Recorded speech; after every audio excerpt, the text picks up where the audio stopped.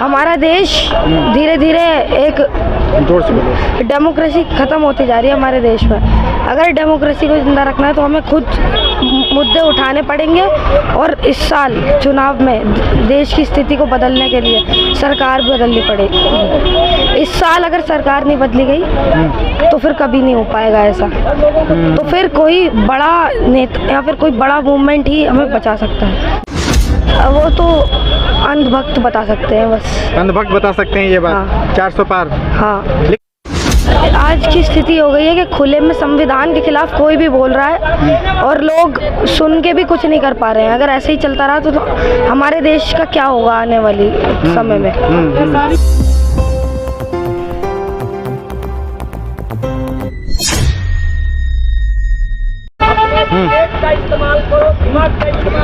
नमस्कार, मैं ओम प्रकाश और आप देख रहे हैं सत्य संवाद। आज हम पहुंच चुके हैं दिल्ली के पार्लियामेंट्री स्ट्रीट में, जहां पे बाबा साहब की जयंती पूरे धूमधाम से मनाई गई। उसी कड़ी में हमारे साथ में एक छोटा बच्चा भव्य प्रकाश नाम का, और ये कुछ कहना चाह रहे थे। मैं इनसे थोड़ी सी बात करने की कोशिश की और हम इनके बारे में जानना चाहते हैं। कितने साल के हो सर? 14 साल। क्या नाम है? भव्य प्रकाश के। अच्छा, आप बोलना चाह रहे थे कुछ, क्या बोलना चाह रहे हैं आप? मैं अपनी देश की स्थिति को सुधारने के बारे में कुछ बोलना चाह रहा हूँ। देश की स्थिति को सुधारने के बारे में बोलना चाहते हैं ये तो बेटा क्या हुआ है? देश को क्या हो गया है? देश में लोकतंत्र खत्म होता जा रहा है धीरे धीरे। लोकतंत्र को बढ़ावा देने के लिए हमें मूवमेंट्स करने की जरूरत है। हमारा देश धीरे धीरे एक डेमोक्रेसी ख़त्म होती जा रही है हमारे देश में। अगर डेमोक्रेसी को ज़िंदा रखना है तो हमें खुद मुद्दे उठाने पड़ेंगे और इस साल चुनाव में देश की स्थिति को बदलने के लिए सरकार बदलनी पड़ेगी। इस साल अगर सरकार नहीं बदली गई तो फिर कभी नहीं हो पाएगा ऐसा।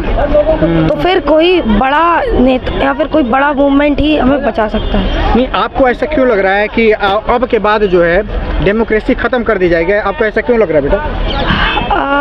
आज तक जब भी लगातार किसी भी एक गवर्नमेंट की सरकार बनी तो हमेशा यही होता है कि गवर्नमेंट यही सोचने लगती है कि अब हमारे अगेंस्ट कोई है नहीं, हमें कोई हरा नहीं सकता, तो इसीलिए वो जो जनता के हित में काम करना होता है उसे करना बंद कर देती है। अच्छा। जो कि अच्छा नहीं है, लाभदायक नहीं है हमारे। मोदी जी इस बार कह रहे हैं कि इस बार जो है 400 पार, वो इसके क्या मायने हैं? क्यों कह रहे हैं सब आप? वो तो अंधभक्त बता सकते हैं, बस अंधभक्त बता सकते हैं ये बात। हाँ। 400 पार। हाँ, लेकिन 400 पार के मायने बताए जा रहे हैं कि 400 पार के मायने ये हैं कि 400 पार अगर आ जाता है तो अभी आपने सुना होगा कि बीजेपी का एक नेता है जो ये बोल रहा था कि 400 पार हम इसलिए लाना चाहते हैं ताकि देश की डेमोक्रेसी को जो है ख़त्म किया जा सके, संविधान को ख़त्म किया जा सके।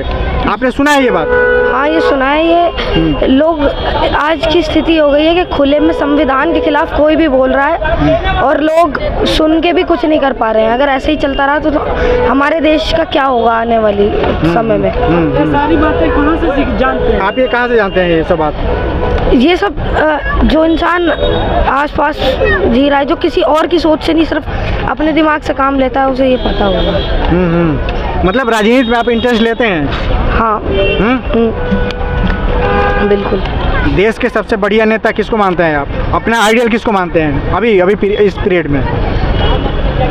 कभी भी कोई एक नेता आइडल नहीं हो सकता, क्योंकि नेता कोई सा भी हो वो जरूरी नहीं है। नेता के चरित्र बदलते रहते हैं, इसलिए कोई आइडियल नहीं हो सकता है। जी हाँ, ये वही मोदी जी है जो कभी कहते थे कि लद्दाख में 6 शेड्यूल लगाएंगे और आज लद्दाख के लोग मर रहे हैं ये लेने के लिए। हाँ। और ये आज नहीं हो रहा है। तो पहले जो लोगों को ठीक लगता था अब वो बदल रहा है। अच्छा, मोदी जी ये कह रहे हैं कि भाई आने वाले टाइम में जो है देश को हम विकसित राष्ट्र बनाएंगे, इस पे क्या ख्याल है आपका? देश को हम विकसित राष्ट्र कैसे? देश तो पहले से ही विकसित है, उल्टा हमने रोक रखा है। ऐसे कानून लाए जा रहे हैं, ऐसी इलेक्टोरल बॉन्ड्स को लाया गया, प्लेसेस ऑफ वर्शिप एक्ट 1992 का उल्लंघन करके राम मंदिर को बनाया गया। ये सब इलीगली तो है। ये इसमें अच्छा क्या है, विकसित क्या? अयोध्या में ये कह रहे हैं कि लोगों को काम मिला, लोगों के घर तोड़ के उन्हें काम दे के इन्होंने क्या अच्छा कर लिया? क्या अच्छा है इसमें? एक तरफ से डेमोक्रेसी को ख़त्म कर रहे हैं, दूसरी तरफ से कह रहे हैं कि हम देश को विकसित करेंगे। ऐसा तो हो ही नहीं सकता। ऐसे तो इलेक्शंस तो नॉर्थ कोरिया में भी होते हैं। अच्छा, तो वहाँ पे नॉर्थ कोरिया में, चाइना में, हाँ, वहाँ कौन सी डेमोक्रेसी है? नाम मात्र की डेमोक्रेसी, नाम मात्र डिक्टेटरशिप कह सकते हैं। डिक्टेटरशिप तो है ही।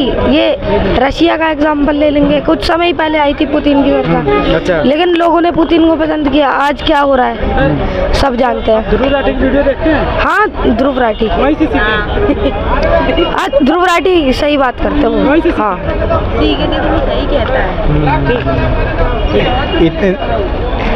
इतना छोटा बच्चा, इतनी राजनीति की समझ रखने वाला बच्चा, आप देख सकते हैं कि इसी तरह के बच्चे आगे चल करके जो है होनहार बनते हैं, देश की तरक्की में जो है अपना योगदान देते हैं। आप देख रहे हैं सत्य संवाद। बहुत बहुत धन्यवाद।